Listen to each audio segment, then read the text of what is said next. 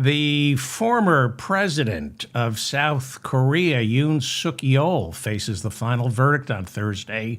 And if guilty, prosecutors are demanding the death penalty for leading an insurrection when he declared martial law as president back in December of 2024. Later that month, after the insurrection failed, the South Korean parliament impeached him. The South Korean Supreme Court removed him from office. That was in April of 2025. And he has remained in prison facing charges of insurrection. Like I said, if he's found guilty of leading an insurrection, he could be executed. Who does that? What a bunch of vulgarians. It's ankle biters. They're uncivilized. Meanwhile, the former president of Brazil, Jair Bolsonaro, considered the Trump of the tropics, is currently serving a 27-year sentence for plotting a coup attempt after his 2022 election loss to Luiz Inácio Lula da Silva. 27 years in prison for just leading a coup? My God. Barbarians.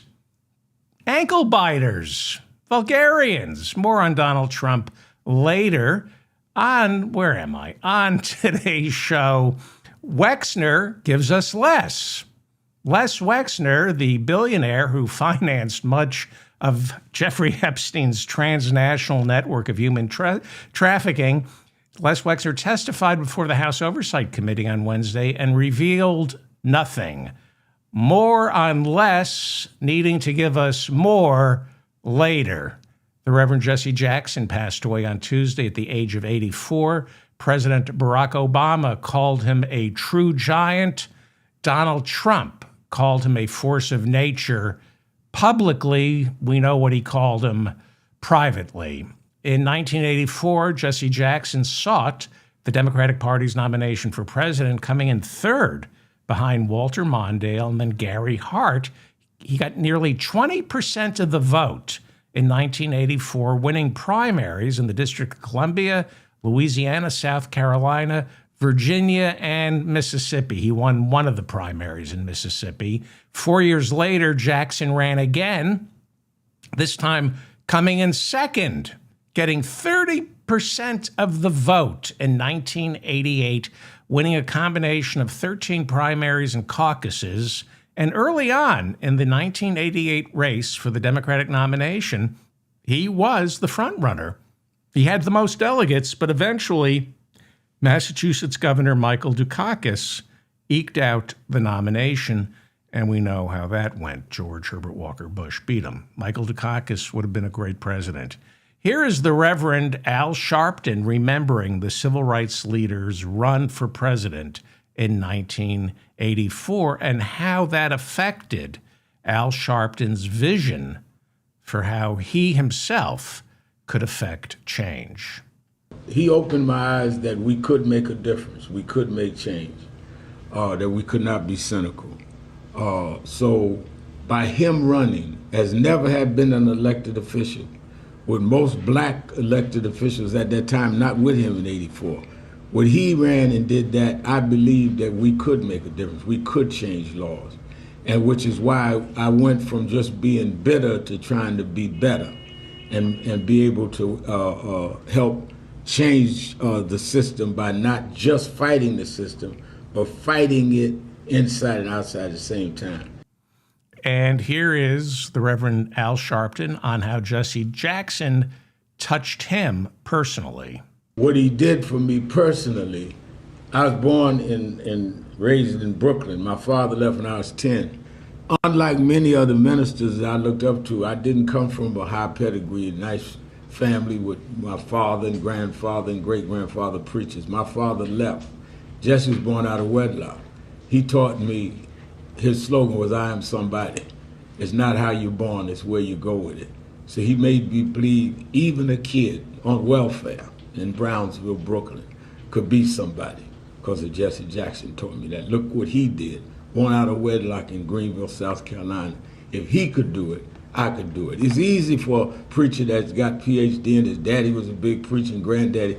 It's easy for him to do it. It wasn't easy for Jesse, and he taught it taught me that it didn't have to be easy for me, but I can make it anyway. The I Am Somebody speech, Ralph Nader this week on the Ralph Nader Radio Hour remembers the Reverend Jesse Jackson. And he reads parts of the I Am Somebody speech that Jesse Jackson used to give. And it's chilling to hear Ralph read it. The I Am Somebody, parts of the I Am Somebody speech should be just sewn into the fabric of the American flag. I suggest you download the Ralph Nader Radio Hour wherever you get your podcasts, listen to it, and then do precisely what Ralph Nader tells you to do.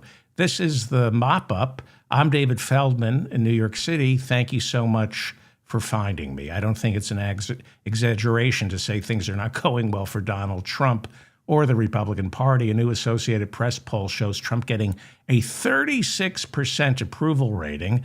A new Economist YouGov poll says 47% of Americans think Trump is racist. The other 50% also say Trump is racist, but they have no problem with it. No, only 24% of Americans think Trump isn't racist, and 29% said they don't know if he's racist. Sure, they don't know if he's racist. Same way Trump had no idea who David Duke was when Duke endorsed him in 2016. A new report out from the Bureau of Labor Statistics showing that in 2025, Trump's first year in office, there was zero job growth. Zero. Which for Donald Trump is an accomplishment considering last time he was in office, he became the first president since Herbert Hoover during the Great Depression to leave the White House with fewer jobs than when he entered. So zero job growth. He's doing well. He's not really doing well. It's kind of a repeat of his first term. America's brokered peace talks between Ukraine and Russia broke down on Wednesday. Israeli Prime Minister Benjamin Netanyahu is warning the fight against Hamas in Gaza isn't over. Looks like Trump is going to, declare war on Iran? Our trade deficit is increasing despite the tariffs. The tariffs were supposed to bring down the trade deficit. Instead, inflation, thanks to the tariffs, is going up, so much so that, according to a new poll, 90% of Americans now call inflation a national crisis. He couldn't even defeat Minnesota. He had to wave the white flag of surrender. He's pulling his troops out of Minnesota. Things aren't going well for Donald Trump, and the trend lines look even worse for the midterms, with generic congressional polling now showing Democrats up by as much as 6 points over Republicans. Remember, Democrats only need to flip 3 seats to take control of the House. The Department of Homeland Security is in partial shutdown with no signs of a resolution anytime soon. He's a failure. So what do Republicans ask Americans to focus on? Well, Missouri House Republican Mark Alford appeared on Real America News to warn us about the biggest crisis facing Americans. Bad Bunny. I'm sorry, did you say Bad Bondi? You're talking about her disastrous testimony last week before the House Judiciary Committee? That Bad Bondi? Bad Bunny. Oh, Bad Bunny. Bad Bunny, the Puerto Rican superstar who performed at the Super Bowl. I didn't know that's still a story. I thought you were concerned about Bad Bondi, whose halftime performance during last week's testimony before the House Judiciary Committee, as far as I'm concerned, was lacking. All right, I think that might have been AI. Well, or since it's Bad Bunny, I think it was AI. Don't turn me off. Don't even listen to this crap. Okay. Missouri House Republican Mark Alford, you say we need to focus on Bad Bunny? We're still investigating this. You're investigating Bad Bunny. There's a lot of information that has come out. A lot of information. Okay, I checked the Epstein files. I didn't see Bad Bunny's name. What are you looking into? About the lyrics. The lyrics. Okay, Bad Bunny sang in Spanish during the Super Bowl halftime show, and you're investigating the lyrics. I saw the halftime show, and we're switching back and forth with the TPUSA halftime show.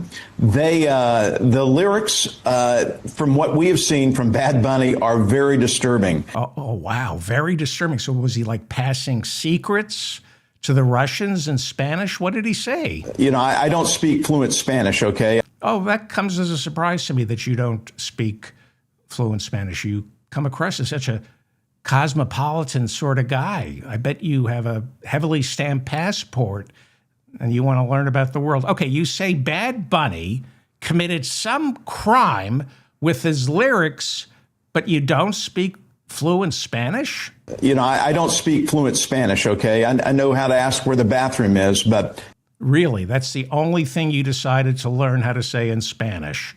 Donde está el baño? That's the only Spanish expression you bothered to learn? How enlarged is your prostate that you need to know how to say, where is the bathroom in Spanish?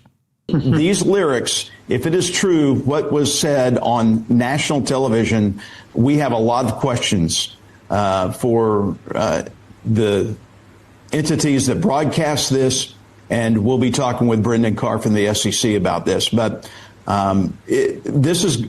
this could be much worse than the Janet Jackson wardrobe malfunction. Let's put it that way. Worse than the Janet Jackson wardrobe malfunction?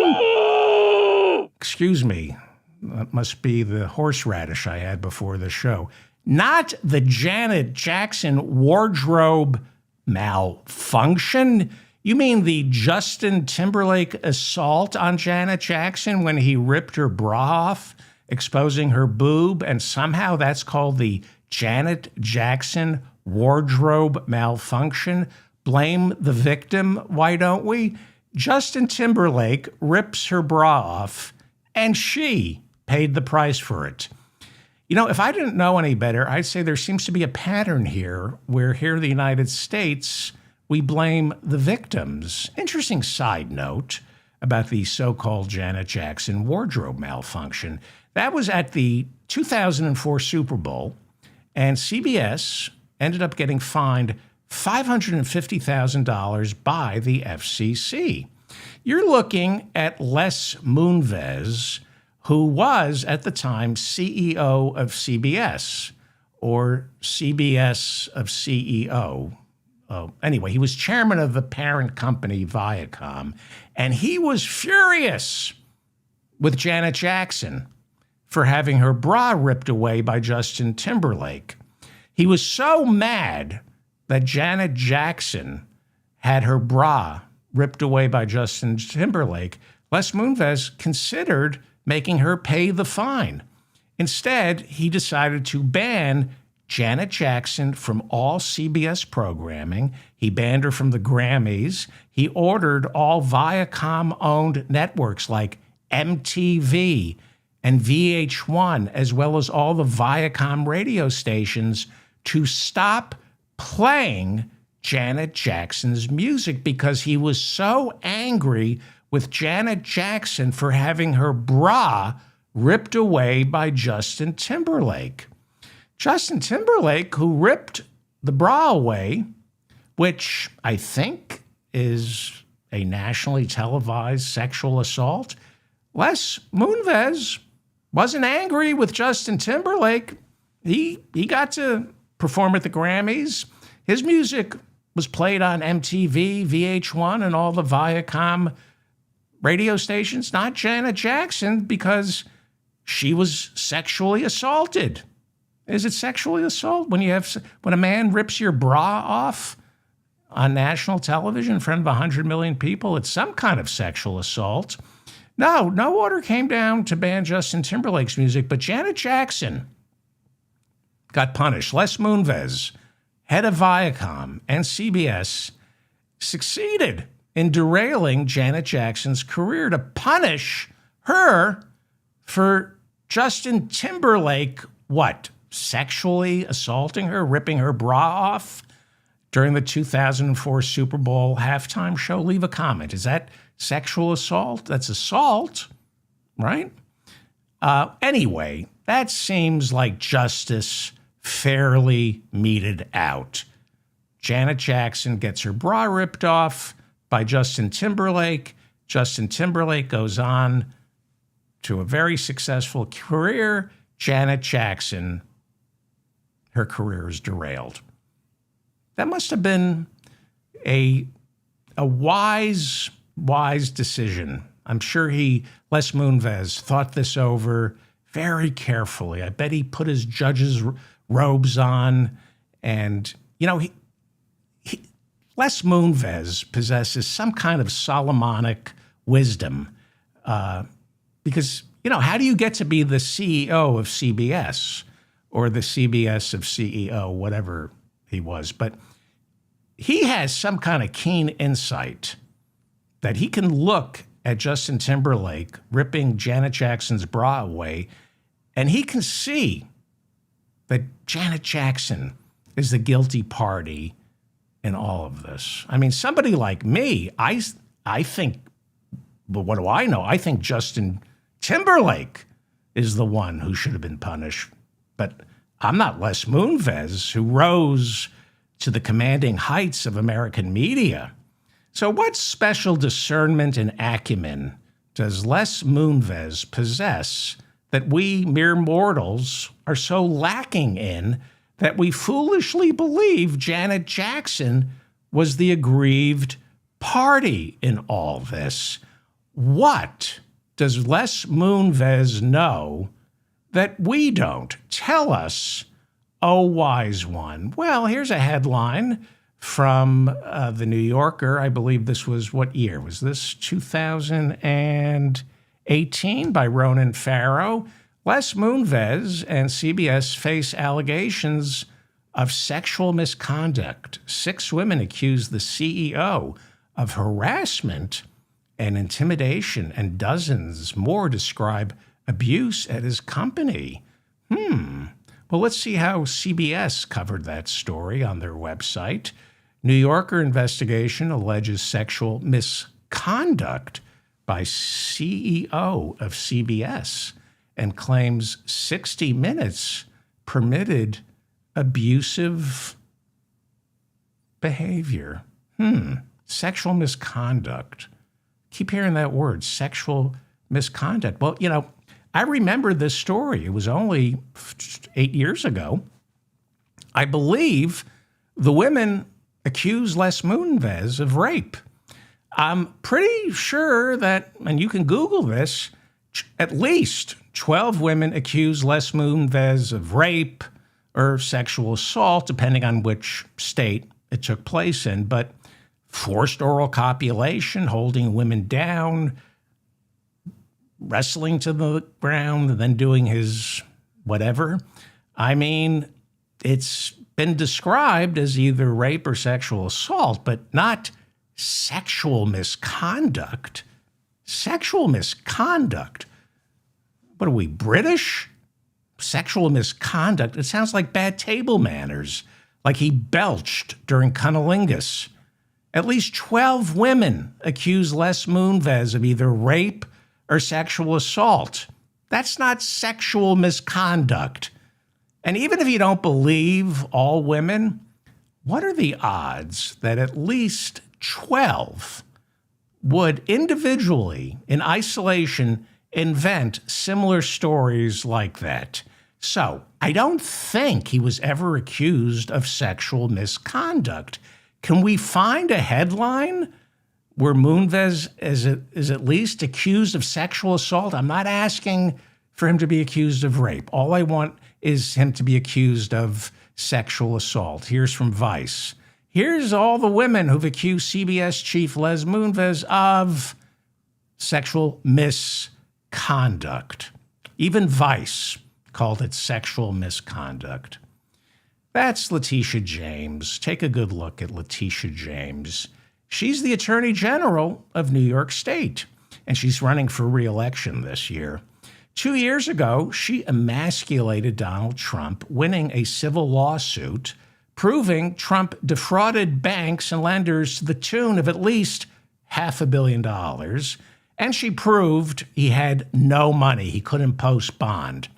She also, and this is one of the most underreported stories of the past 3 years, Letitia James sued the National Rifle Association, basically out of business. You don't hear too much from the National Rifle Association. That's because of Letitia James.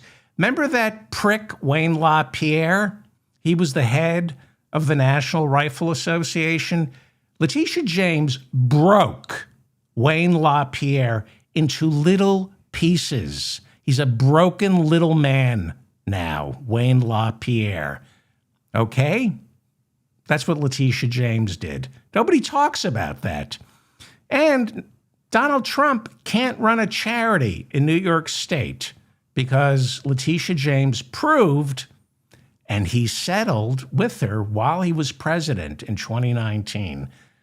Donald Trump settled because she proved that the Trump Charitable Foundation was, well, what do you think the Trump Charitable Foundation was? A charity? It was basically Trump University, but instead of ripping off people who wanted to learn real estate, Trump was keeping money for himself that was intended for kids with, well, let's not get too depressing, but you know what I'm talking about. So he's not allowed, Donald Trump, thanks to Letitia James, is not allowed to run a charity in New York State. Anyway, I'll get back to Les Moonves in a second, but here is Don Jr. admitting that Don Jr. is so arrogant and stupid. Here he is, I think, yes, CNBC. He's got this cryptocurrency that he's hawking. Believe me, there's going to be a class action suit. Steve Bannon has a cryptocurrency that he formulated with Boris Epstein. They got sued this week. So anyway, here is Donald Trump Jr. admitting that the Trump family ripped off lenders. Here he is on CNBC promoting his new cryptocurrency venture with Eric Trump and the children of Donald Trump's peace envoy, Steve Witkoff. Yes, let's get the 4 children nobody else will hire. Let's trust them with our money, with cryptocurrency. Anyway, here is Donald Trump admitting that we stole from the banks. So we did this out of necessity, and it was important. I think it's important for the world. And in that, I think we're creating a lot of efficiencies that we're lacking in the system. I mean, as someone who either one of us could have called any banker in New York over the last 20 years and gotten a loan for a building, and we just realized we were sort of the top of the Ponzi scheme that was banking. If you didn't have those connections, if you didn't have these things, you didn't get that benefit. Crypto totally democratizes the ability for people to transact, to do finance, to get the loans that they need for businesses that make sense. That didn't exist for everyone, and we're really glad to be able to bring that to the forefront in the market. The idiot doesn't realize that he gave away the game. Listen. We just realized we were sort of the top of the Ponzi scheme that was banking. One day, Donnie boy, Daddy is not going to be around, and Letitia James will be coming for you again. Back to New York State Attorney General Letitia James and all the women who accused Les Moonves of rape and or sexual assault, and somehow the media keeps referring to it as sexual misconduct, like accidentally screaming your mother's name while you're climaxing. Here we go. This is a press release from New York State Attorney General Letitia James. The headline reads, Attorney General Letitia James secures $30.5 million from CBS and Leslie Moonves for insider trading and concealing sexual assault allegations. That's November 2nd, 2022. You see that? There's the word sexual and there's the word assault. It took Letitia James to call Les Moonves his crimes what they were. sexual assault, if not rape. Well, more from New York State Attorney General Letitia James' press release. Thank God, by the way, thank God for Letitia James. America needs to get down on its hands and knees and thank God for New York State Attorney General Letitia James. This is the press release announcing the settlement with CBS. I'm going to read. This is from the New York State Attorney General Letitia James's office. New York Attorney General Letitia James today secured $30.5 million from CBS and former CBS President and Chief Executive Officer Leslie Moonves for concealing sexual assault allegations against Mr. Moonves, misleading investors about those allegations, and insider trading. An investigation by the Office of the Attorney General found that CBS and its senior leadership knew about multiple allegations of sexual assault made against Mr. Moonves and intentionally concealed those allegations from regulators, shareholders, and the public for months. The investigation also revealed that another senior executive at CBS, one of the few people who knew about the allegations, sold millions of dollars of CBS stock in the weeks before the allegations became public. More from this November 2nd, 2022 announcement from Letitia James, New York State Attorney General. Her headline is, this is her press release, Attorney General James secures $30.5 million from CBS and Les Moonves for insider trading and concealing, what's that word? Sexual assault allegations, not sexual misconduct. The Office of the Attorney General investigation uncovered that a captain at the Los Angeles Police Department informed CBS executives of a confidential sexual assault complaint against Mr. Moonves. Information obtained by the Office of the Attorney General, including text messages between the Los Angeles Police Department captain, a CBS executive, and Mr. Moonves, revealed that the Los Angeles Police Department captain shared confidential information and worked with CBS executives for months to prevent the complaint from becoming public. These actions constituted insider trading and violated New York's investor protection laws. As a result, CBS and Mr. Moonves are required to pay $30.5 million, the majority of which will be returned to CBS shareholders. CBS is also required to reform its HR practices around sexual harassment, including reporting and training, and provide biannual reports to the Office of the Attorney General. In addition, Mr. Moonves must obtain written approval from the Office of the Attorney General before accepting an executive or officer position at a public company doing business in the state of New York for the next 5 years. He ain't working anymore, thanks to Letitia James, and he didn't get his severance package. Okay? All right?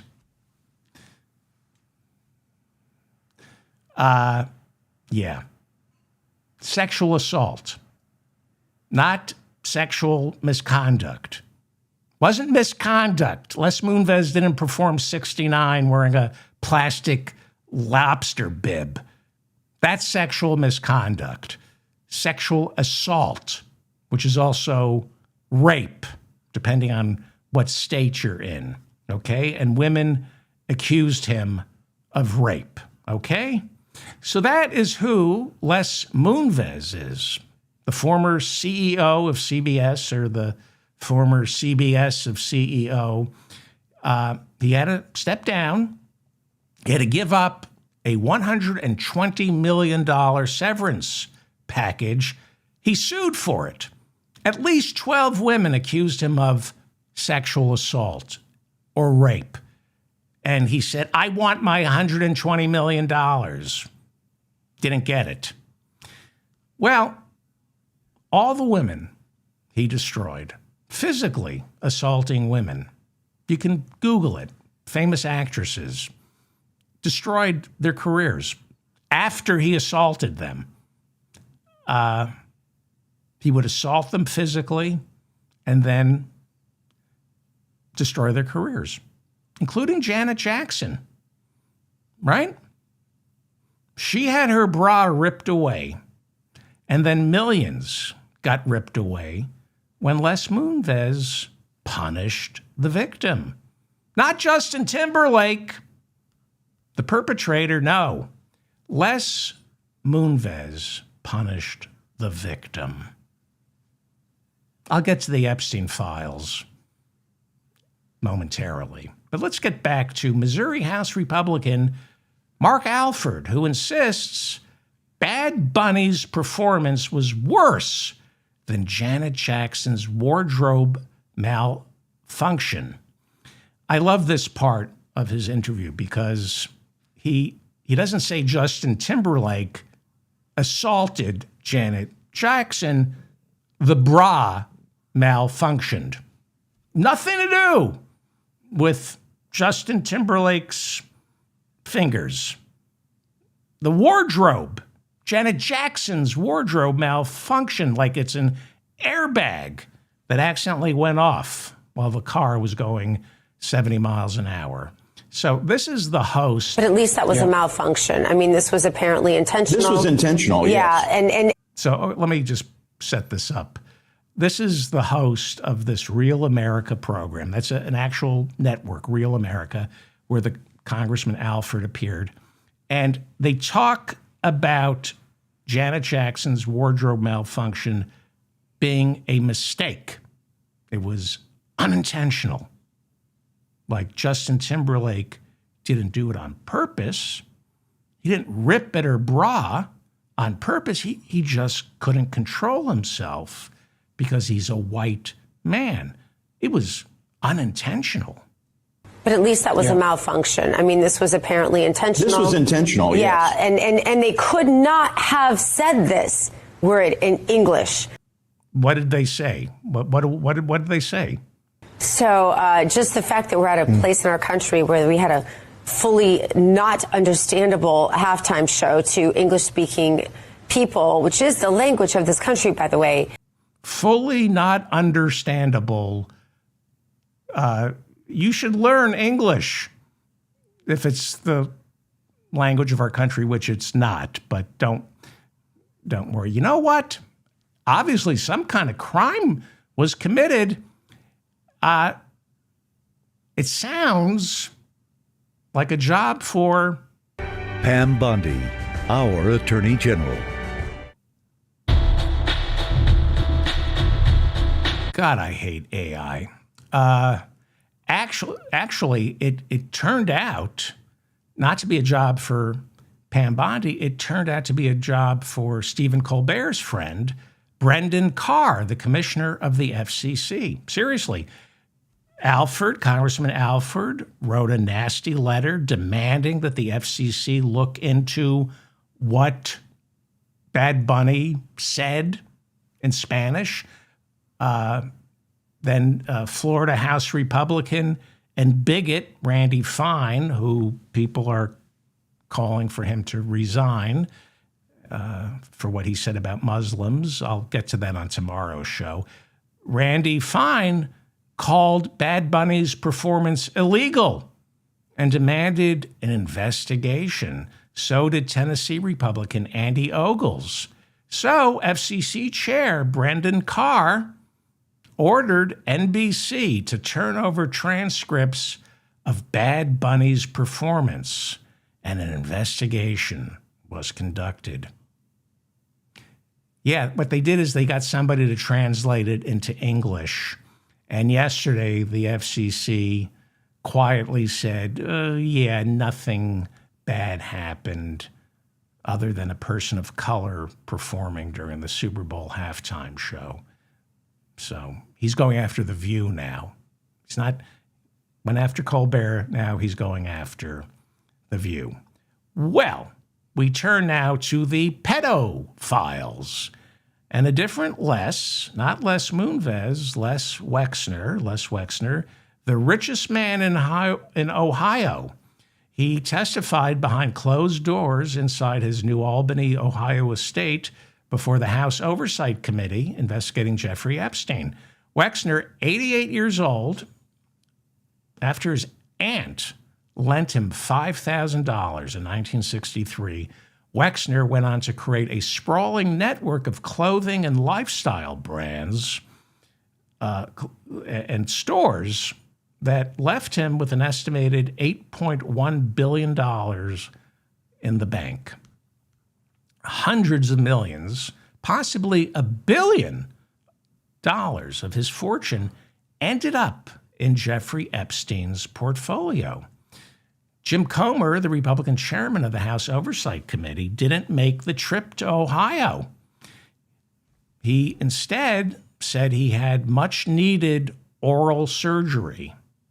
Oral surgery, is that what they're calling it these days?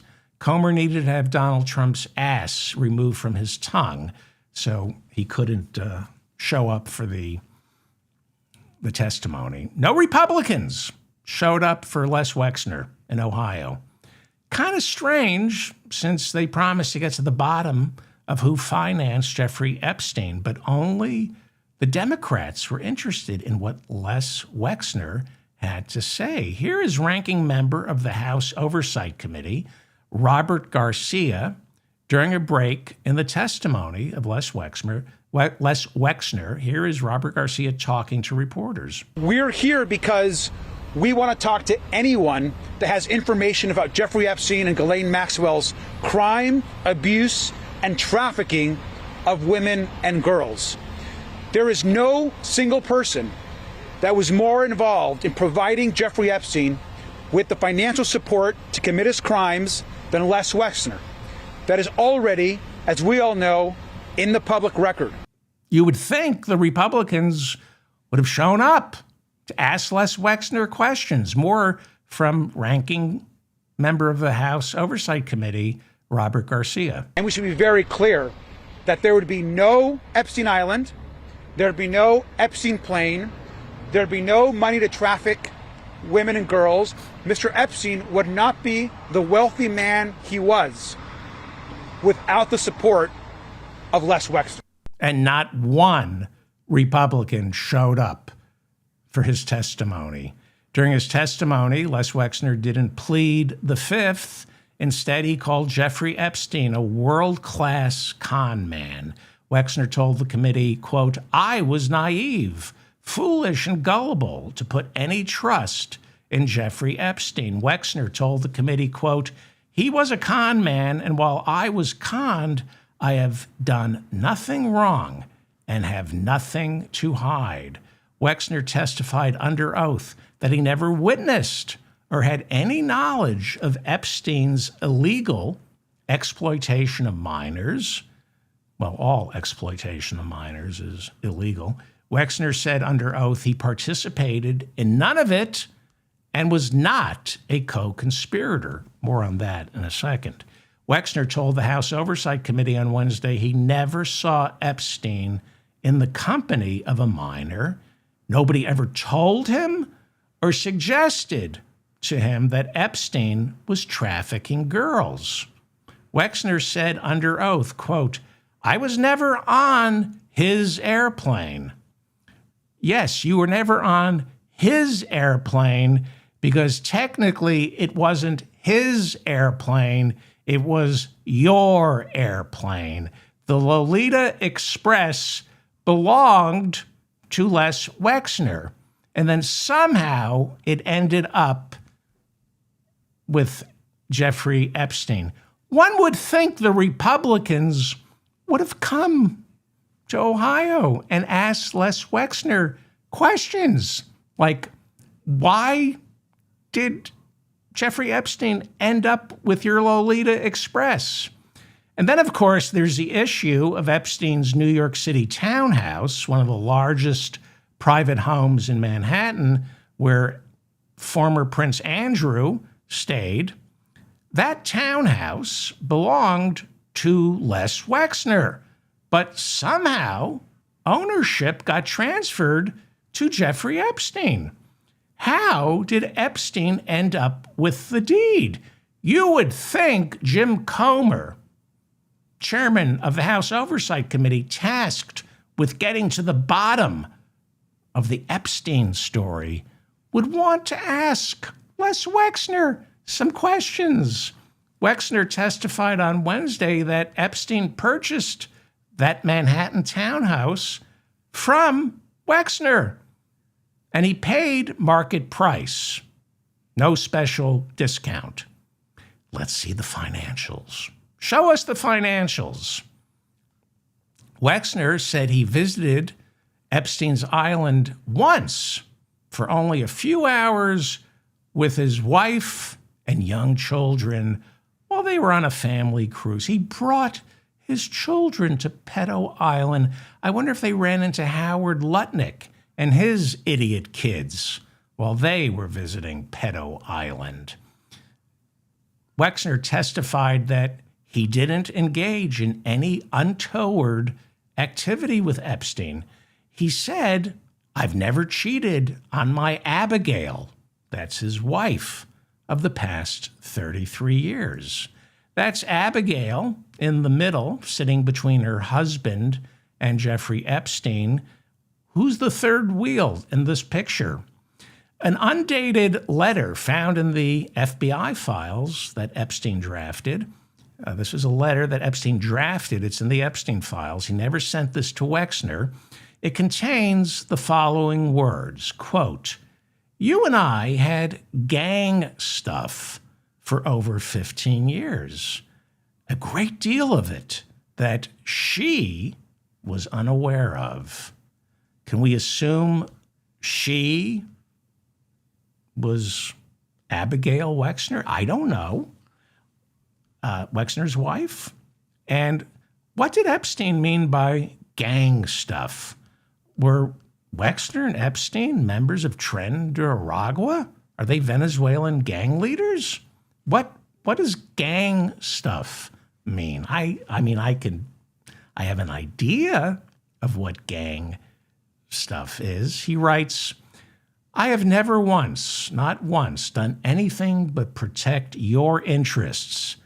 I owe a great debt to you, as frankly, you owe to me. I had no intention of divulging any confidence of ours, no matter what accusations she made, and she made quite a few," unquote. Who is she?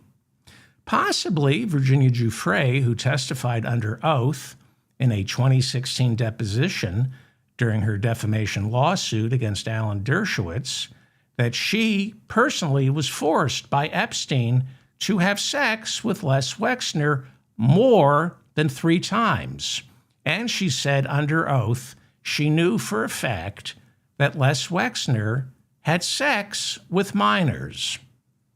This is the same Virginia Giuffre who received a multi-million-dollar payout, possibly $14 million from the royal family, to settle her lawsuit, claiming Andrew Mountbatten, then Prince Andrew, raped her when she was forced to have sex with him on 3 separate occasions. Wow, you would think the Republicans had at least one question to ask Les Wexner. Not a single Republican showed up. Who are they being loyal to? Then there is Maria Farmer, an artist who worked for Epstein in the mid-1990s. She swore in an affidavit that she was raped in the summer of 1996 by Jeffrey Epstein and Ghislaine Maxwell while they were all staying on Les Wexner's New Albany, Ohio estate. That would be the very same estate where Wexner gave Wednesday's deposition testimony to the House Oversight Committee. Well, no Republicans showed up. Who were they honoring? Who told them not to show up? I wonder. In a 2019 sworn affidavit that Maria Farmer gave supporting Virginia Giuffre's defamation lawsuit against Alan Dershowitz, Maria Farmer said she never met Les Wexner, but swore that the rape took place on a part of his Ohio estate that Wexner had given to Jeffrey Epstein. So you can see from this slide that Wexner's estate in Ohio is more like a community of properties, and Epstein's home on it was essentially next door to Les Wexner's. Let me go big here. This is geospatial data. See how close they were? Farmer says that after the assault, she was forbidden from leaving the rape. After she was raped, she was then forbidden from leaving Wexner's compound for 12 hours by Wexner's security guards, who told her she wasn't going anywhere. She said they grabbed her arm, they bruised it, they said, "You cannot leave." Farmer said that her father was only able to come pick her up after Les Wexner's wife, Abigail, told the security guards they can release her. Immediately after this attack, back in 1996, Farmer reported it to the FBI and the New York City Police Department. It took place in Ohio, but Jeffrey Epstein lives in New York. Well, he also lived on Les Wexner's estate, but she reported to the FBI and New York City Police, and this was in 1996. She also advised them to look into Epstein's friends, especially Donald Trump, who she said she had an incredibly creepy exchange with while working in Epstein's townhouse. Farmer also told the FBI and the New York City Police Department about Epstein's collection of nude pictures of minors. But the FBI and the New York Police Department in 1996 didn't investigate. Then, 10 years later, she was forced this time to make the same report to the FBI, including the allegations against Donald Trump, and the reports went ignored. Now, why was she forced? It's very weird. Well, actually, it's not. The second time she reported Epstein and Trump to the FBI was when the FBI knocked on her door unannounced, wanting to do a follow-up on her first report against Epstein. So that was in 2006, 10 years after she reported Epstein to the New York City Police and the FBI. 10 years later, they show up at her home unannounced with questions about Jeffrey Epstein. So why? Well, right around that time, Epstein was being investigated down in Florida. The FBI went to Farmer. She told them everything about being raped by Epstein and about Trump, and they did nothing because the federal prosecutor in Florida, Acosta, worked out a sweetheart deal with Epstein's attorneys, Alan Dershowitz and former Whitewater prosecutor Ken Starr. They agreed to let it go and just let the local Palm Beach authorities take care of it. Epstein got a sweetheart deal, only had to serve 16 months in a jail where he got to go home. He'd wake up in the jail and then he got to go back to his estate. He only had to sleep in the jail. Interesting, isn't it? During Wednesday's test, so you would think the Republicans on the House Oversight Committee would want to ask Les Wexner some questions. During his testimony, Les Wexner denied knowing about Maria Farmer's rape on his estate. Well, it would be interesting to ask his wife, Abigail, if she recalls ever ordering the security on the estate to let Maria Farmer out of the compound back in the summer of 1996. Now, Farmer said she never met Wexner's wife. She said, however, security guards answered to her. And while she was staying at Epstein's house on the Wexner compound, Farmer said she wasn't allowed to leave the estate or come back without first getting permission from Wexner's wife. Wexner's wife was very concerned about security because, God forbid, a rapist snuck onto your property. Oh, wait, one did. Actually, two. Ghislaine Maxwell was also a rapist. Well, Les Wexner is 88. He's said to be worth more than $9 billion. He's a pillar of the community. Besides being the wealthiest man in Ohio, Wexner is a titan in New Albany, Ohio, serving as both a major philanthropist and a civic leader who has developed much of the land in Albany, Ohio. Wexner told the committee he first began doing business with Jeffrey Epstein back in 1987, and one of the ways Epstein insinuated himself into Wexner's life was by not taking a salary or a fee. He just began giving Wexner financial advice. Yes, at first, Epstein didn't take a fee, and then he almost took all of it. By 1991, Les Wexner handed over to Epstein full power of attorney. What a great judge of character.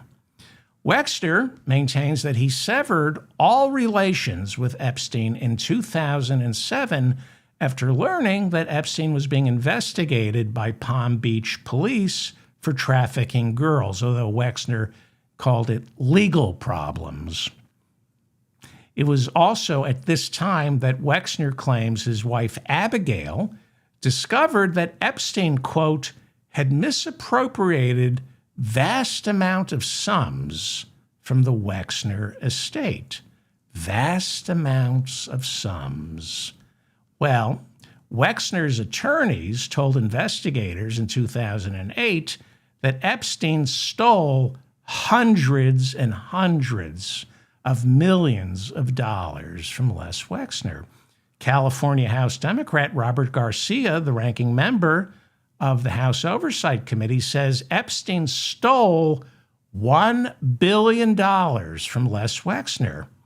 And the question, Democrats, not Republicans, Democrats on the House Oversight Committee, the question they want answered is, why didn't Les Wexner report this theft to the police?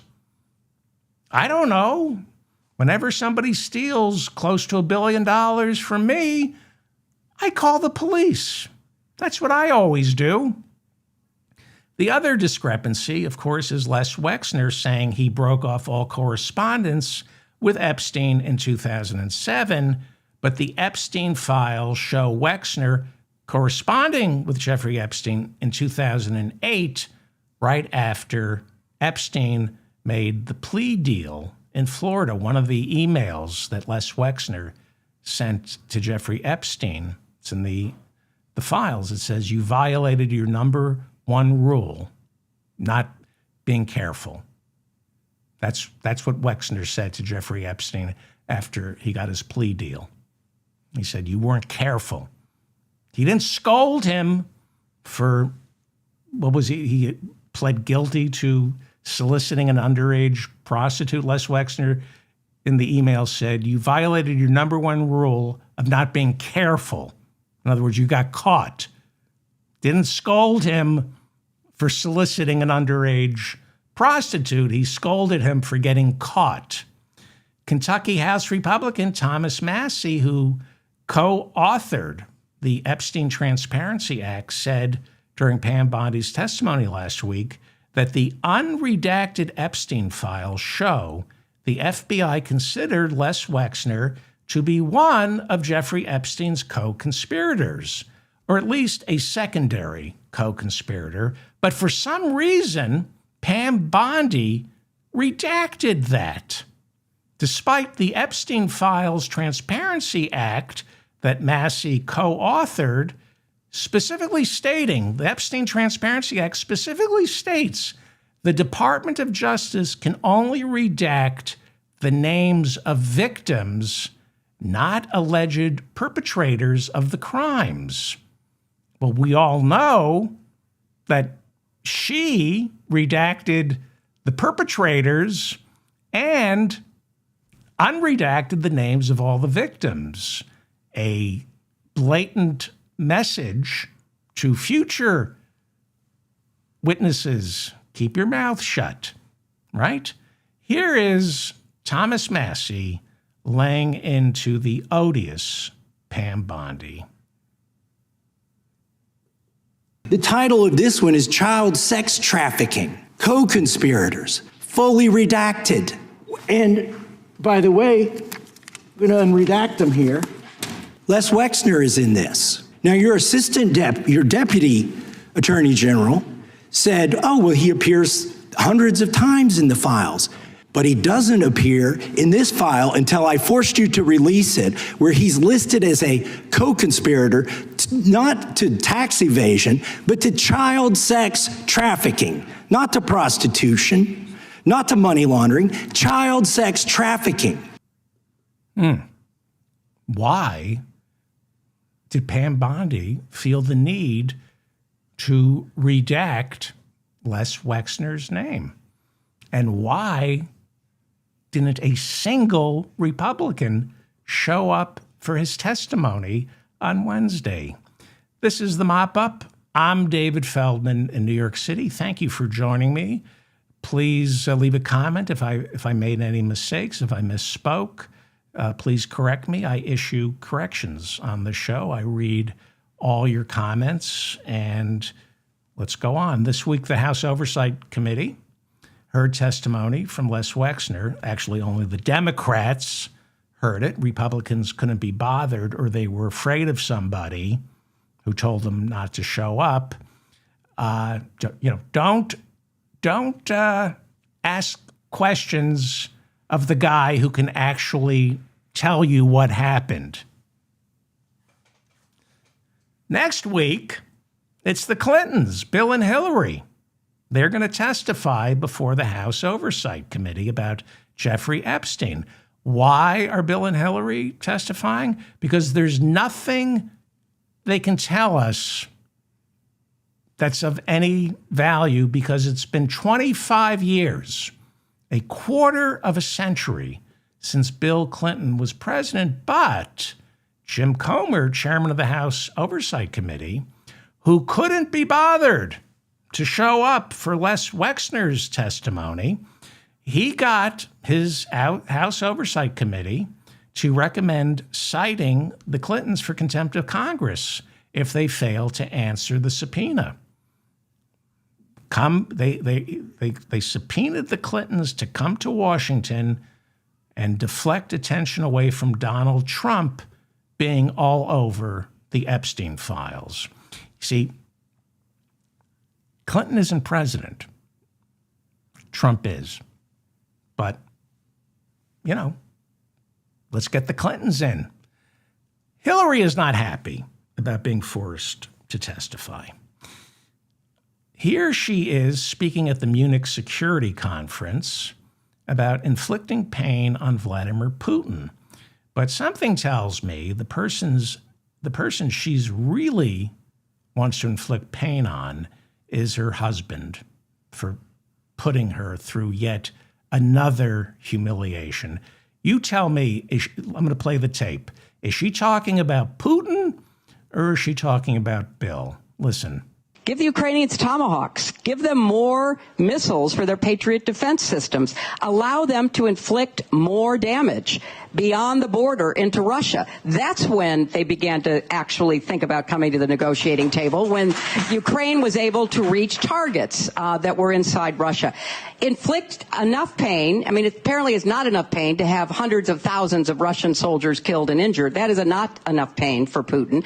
But inflict pain on the refineries, inflict pain on the missile sites, inflict pain that will actually create the conditions for a better negotiation. I think she's angry at Bill. Inflict pain. Yeah. Okay. Here's Hillary Clinton on Putin and Trump. I wanted to do a show on the Munich security meeting. It's important, but I'll get to it later in the week. Here's Hillary Clinton on Putin and Trump, and how Trump is tossing out the post-World War II order in order to make room for fascist authoritarian regimes. You have to understand that the UN, NATO, and then the EU, they were all set up to prevent the rise of fascism, to prevent the rise of authoritarianism. Trump wants to undermine all of that because he's a fascist. Here is Hillary Clinton. I think that the Trump administration's position toward Ukraine is disgraceful. I think the effort to force Ukraine into a surrender deal with Putin is shameful. I think the effort that Putin and Trump are making to profit off the misery and death of the Ukrainian people is a historic error and corrupt to the nth degree. So I believe Ukraine is fighting for our democracy and our values of freedom and civilization, on the front lines, losing thousands of people and having their country destroyed by one man's mania to control them. And I think Trump either doesn't understand or could care less about that suffering. So that's what I think. And so do you think he has destroyed the West, to go to our title? He has betrayed the West. He's betrayed human values. He's betrayed the NATO Charter, the Atlantic Charter, the Universal Declaration of Human Rights. A lot of what has been done before to try to make sense of how difficult it is to restrain people who want unaccountable power. And none of us in this room, including all of us on this panel, would choose to live under a regime that was so unaccountable that it could act with impunity the way that Putin does, except that's who Trump is modeling himself I don't think we would be having this debate under that kind of regime, for sure. She won the popular vote. Hillary won the popular vote. Putin, a lot of people, including me, think Putin played a major role in her losing the Electoral College, but she won the popular vote. So think about this. 6 of the 9 Supreme Court justices would have been her picks had she won in 2016 and gotten reelected in 2020. Be a completely different country right now had Hillary Clinton won in 2016. Okay. Well, while we have no link. I'm sorry, hang on. Okay. So, pretend that didn't happen. While Hillary was in Europe, the former Secretary of State, Hillary Clinton, was asked about being forced to testify next week before the House Oversight Committee and about her family's links to Jeffrey Epstein during an interview with the BBC. You can see it. You go check out the BBC website or on YouTube. I subscribe to the BBC. But this is a sample of her interview with the BBC, the great BBC. Here she is being asked by the BBC about being forced to testify about her family's links to Jeffrey Epstein. We have no links. We have a very clear record that we've been willing to talk about, which my husband has said. He took some rides on the airplane for his charitable work. Okay. Clinton was then asked if she ever met Jeffrey Epstein. I don't recall ever meeting him. Did you ever meet Ghislaine Maxwell? I did on a few occasions, and thousands of people go to the Clinton Global Initiative. So, well, actually, Ghislaine Maxwell wasn't one of the thousands of people who go to the Clinton Global Initiative. The New York Times reporting last week that Ghislaine Maxwell played a major role in the launch of the Clinton Global Initiative. In fact, Maxwell, according to the New York Times, cut a check for $1 million in 2004 to pay the publicity firm that arranged the 2005 launch party for the Clinton Global Initiative. And yes, that's a picture from the Epstein files of Bill Clinton swimming somewhere with Ghislaine Maxwell. Yeah. And Jeffrey Epstein visited the White House something like 17 times during the first 2 years of the Clinton administration. So, again, Clintons have nothing to do with this, but not easy being married to Bill Clinton. So Hillary and Bill didn't want to testify next week, but there's no doubt Congress would have held them in contempt, which means Pam Bondi would have been prosecuting them. So here is more from the BBC interview. And again, there's a paywall for the BBC. It's like, I think it's like $5 a month. You cannot get, there's nothing better than the BBC. If you're an American, you should subscribe. You should pay for the Associated Press. You should pay for the BBC. Here is Hillary on being forced to testify. if they're going to have me testify, I would prefer to do it in public because I want everybody to see it at the same time. Okay. I love this picture of Hillary. Some of you might remember this picture of Hillary being dragged before the House Select Committee investigating the attack on Benghazi. Remember this? For 11 hours on October 22nd, 2015, Hillary Clinton, then a candidate for president, was grilled by Republicans in what was nothing more than political theater that completely backfired because that 11 hours of testimony ended up proving Hillary was smarter than everyone in the room combined and had more stamina than everyone in the room combined. It's why she won the popular vote. And this is why Jim Comer doesn't want to televise her testimony. I don't know what Bill is going to be like, but Hillary is so much smarter than Bill. And I don't think it's going to be pretty watching her testify before the House Oversight Committee. Here is Hillary Clinton, again, from her BBC interview, which I recommend you go watch it. Here's Hillary Clinton talking about her plans for next week's testimony. If I have to do it behind closed doors, they're not going to like what I have to say because I have very strong opinions about what it is they're hiding and who they are protecting. So what are they hiding, Hillary? More from Hillary Clinton's interview with the BBC. Get the files out. They are slow walking it. They are redacting the names of men who are in it. They are stonewalling legitimate requests from members of Congress. That has nothing to do with us. Something is going on. They know it. I know it. Okay, what's going on? What are you getting at? Let's be very clear here. According to what we now know, Mr. Trump, President Trump, is mentioned, some say, 1 million times in the files. I think she's angry. I don't think it's 1 million times, but close. Here is the great, so let me follow up. You should watch the BBC interview with Hillary Clinton. So let me follow up on this. It's not 1 million times that he's mentioned, but he is mentioned thousands and thousands of times in the Epstein files that we know of. They're like something like maybe 6 million documents, and Bondi's only released maybe a third of them. So here is the great California House Democrat, Ted Lieu, who sits on the House Judiciary Committee.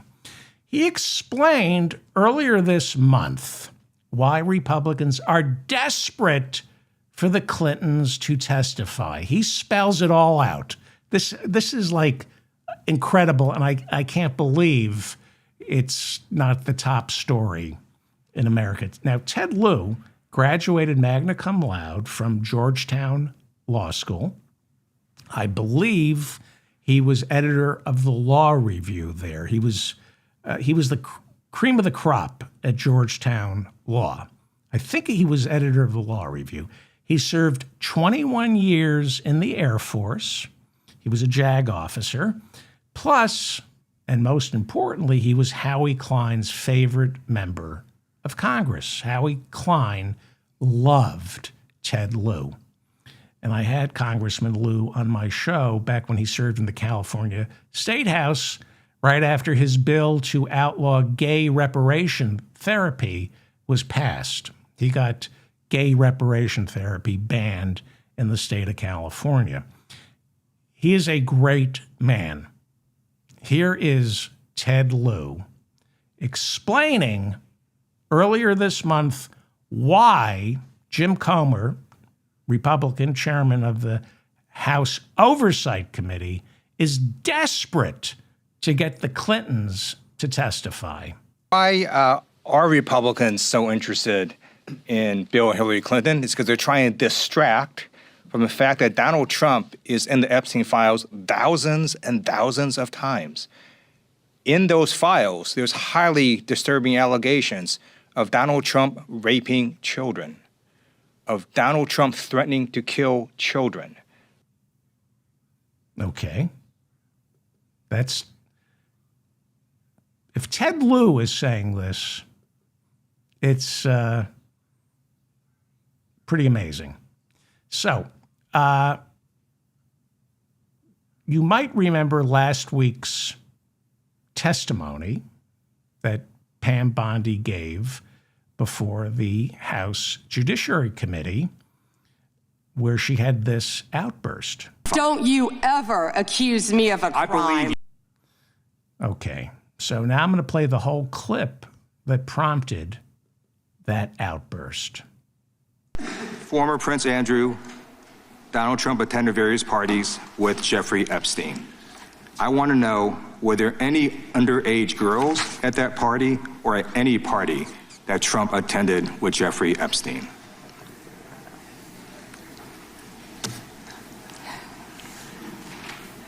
This is so ridiculous, and that they are trying to deflect from all the great things Donald Trump has done. There is no evidence that Donald Trump has committed a crime. Everyone knows that. This has been the most transparent presidency. He's the one that asked that those files I'm reclaiming my time. I got your answer. You said there's no evidence. Trump asked Chairman, please stop the clock. Stop the clock. The legislation. Time belongs to the gentleman from California. Okay. I'm going to put up another document from a witness who called the FBI's National Threat Operations Center, because I believe you just lied under oath.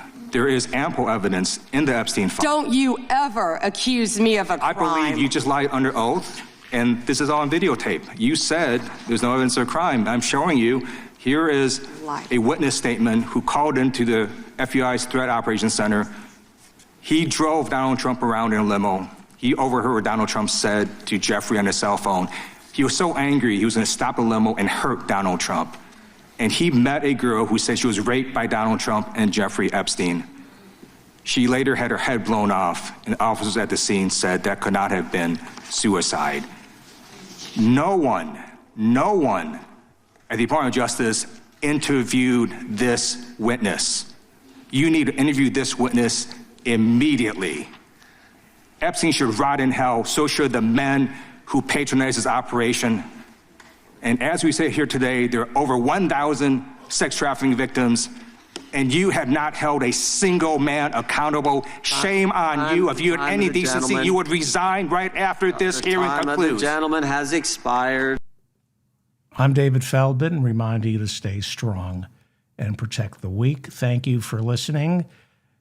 There's evidence. She perjured herself. Evidence doesn't mean he's guilty, but evidence means there's evidence that crimes were committed, meaning they should be investigated and he should be put on trial. That's what evidence is. And she testified under oath that there's no evidence implicating Donald Trump. She perjured herself before the House Judiciary Committee.